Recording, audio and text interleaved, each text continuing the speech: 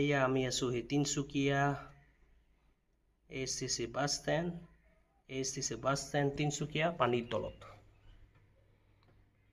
যাত্ৰীসকল দুৰ্গতিৰ সন্মুখীন, চাৰিওপিনৰ পৰা পানীৰে ভৰা এই হ'ল আমাৰ মুখ্য ASTC বাছ ষ্টেণ্ড। বৰ্তমান পানী জমা হৈ পৰিস্থিতি অতি সংকটজনক হৈ পৰিছে। যাত্ৰীসকলৰ লগতে বাছ চালকসকলৰ ষ্টেণ্ডত সোমাবলৈ কঠিন সমস্যাৰ সন্মুখীন হৈছে।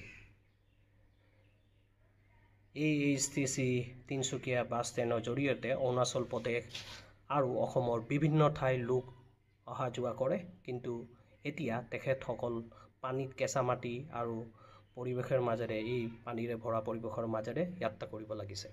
আহক আমি ASTC বাছ ষ্টেণ্ডত শৌচালয়টো চাবলৈ চেষ্টা কৰোঁ। শৌচালয়ৰ কণ্ডিশ্যন কেনেকুৱা। এয়া হ'ল ASTC তিনিচুকীয়াৰ শৌচালয়। কণ্ডিশ্যনটো অতি বেয়া, অৱস্থা অতি বেয়া। এয়া শৌচালয় পুৰুষ আৰু মহিলাই ব্যৱহাৰ কৰিব নোৱাৰা কণ্ডিশ্যন। এইটো হ'ল আমাৰ ASTC বাছ ষ্টেণ্ডৰ তিনিচুকীয়াৰ শৌচালয়। আহক আমি ভিতৰলৈ যাবলৈ চেষ্টা কৰোঁ। এয়া হ'ল আমাৰ তিনিচুকীয়া মুখ্য বাছ ষ্টেণ্ড।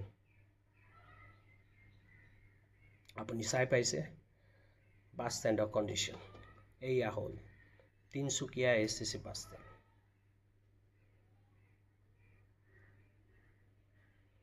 চাৰিওপিনৰ পৰা পানী।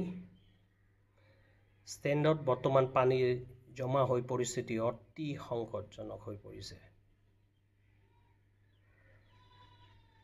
কোনো মানুহ ভালকৈ ভিতৰলৈ সোমাব নোৱাৰি। ষ্টেণ্ডত সোমাবলৈ কঠিন সমস্যাৰ সন্মুখীন হ'ব লাগিছে। এনেকুৱা পৰিস্থিতি এই বাছ ষ্টেণ্ডৰ। আমি কিছু কথা ক'লোঁ বাছ মালিক হওক বা ঠেলা চালকৰ।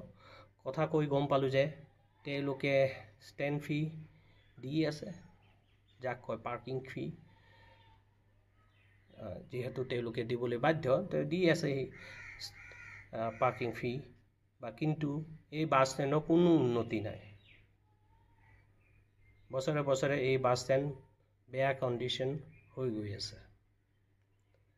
এই এক দুই দিনত বৰষুণে এনেকুৱা কণ্ডিশ্যন কৰি থৈছে, চাৰিওপিনৰ পৰা পানী।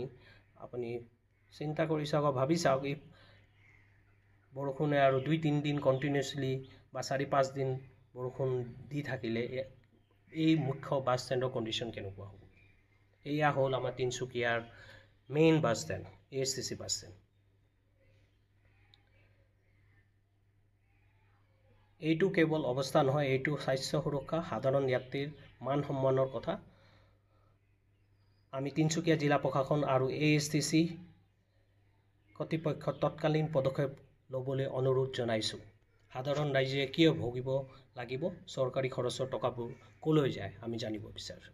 এয়া হ'ল তিনিচুকীয়া মেইন বাছ ষ্টেণ্ড।